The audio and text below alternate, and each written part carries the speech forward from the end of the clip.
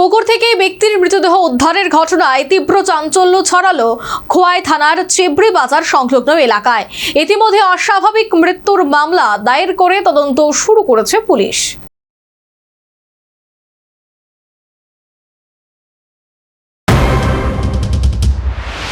বৃহস্পতিবার দুপুরে খোয়াই থানার চেবড়ি বাজার সংলগ্নে পুকুরে একটি মৃতদেহ ভাসতে দেখে অনেকেই মুখে মুখে খবরটি ছড়িয়ে পড়তেই তীব্র চাঞ্চল্যের সৃষ্টি হয়।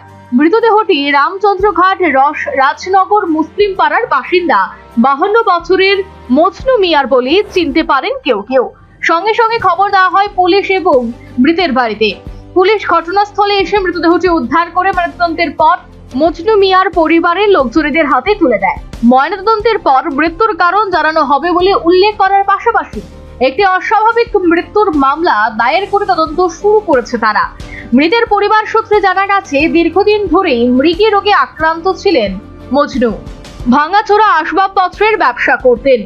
প্রতিদিনের মতো বৃহস্পতিবার সকালেও কাজের সূত্রে বাড়ি থেকে বেরিয়েছিলেন। মৃতদেহ আনতে মর্গে যাওয়া মজনু মিয়ার এক আত্মীয়ের কথায় মনে হচ্ছে কোনো কারণে পুকুরে স্নান করতে নেমেই জলে ডুবে মারা গেছেন।